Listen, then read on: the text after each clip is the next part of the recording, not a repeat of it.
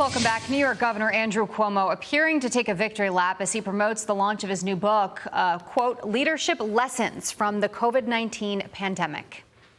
Can you see why a lot of people think, if you say we're in the halftime of this, that writing a book, a retrospective in the middle of it, sort of celebrating the things that you did right, feels off and strange? No, Willie, it's not a celebration at all.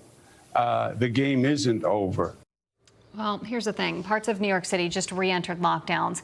And just yesterday, the governor even said a second statewide lockdown is possible. So are those lessons premature? A lot of people think they are. Joining me with his thoughts, New York City Councilman Joe Borelli. Joe, it's good to see you this morning. Good morning. Good morning. Good morning. Sorry it's under such pathetic circumstances. Well, let's take a look at some of these numbers here. New York State coronavirus deaths, 33,301 total state deaths, and you can see more than 6,600 nursing home deaths.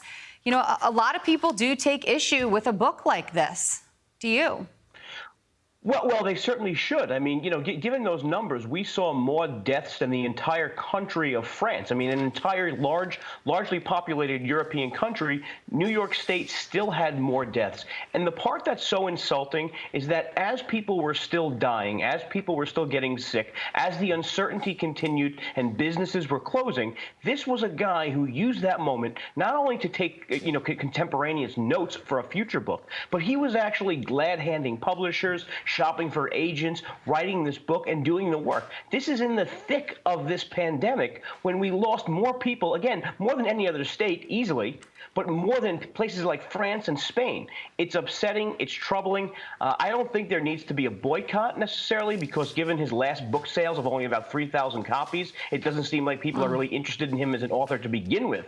But people should really understand how insulting it is for families to see this man profiting off of this book. Well, yeah, and one of those families is our own meteorologist, Janice Dean. You know Joe better than anyone. She's been fighting this battle day in and day out. Both of her in-laws died in assisted living care facilities and or nursing home, one of each. So she's one of many people who still want questions on this. And in fact, he was on yesterday on the Today Show with Willie Geist, and he asked a question. And take a listen to how this exchange went down.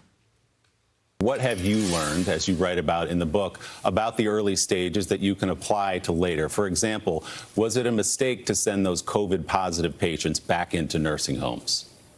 Yeah, here's the first lesson for this nation, Willie. How did you not know the virus was coming to the United States? I mean, Joe, that is not an answer to that question.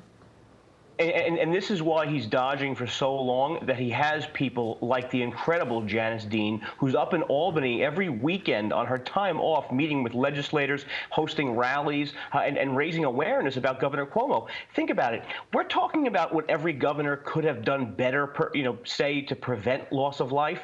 But really, Governor Cuomo is one of the only large state governors where we're actually able to point to something that he did that actually caused the loss of life in this pandemic. That's almost unprecedented around the world. And again, it's this March 25th order that placed people with COVID in nursing homes, putting people in the most vulnerable populations that one could imagine. And this is something that he did. This book is as relevant as like Napoleon writing a how to invade Russia. And I'm just sorry, but it's so upsetting for so many people to see this man trying to profit, and to see him have this victory tour where he gets these softball questions on all the morning news shows. Yeah, I mean, a lot of people say you would be better served to say, look, mistakes were made. Here's what we've learned. Here's what we're going to do going forward. But, you're not really hearing that. So, Joe Borelli, thank you for joining us. Appreciate your time as always. Talk soon. Thank you.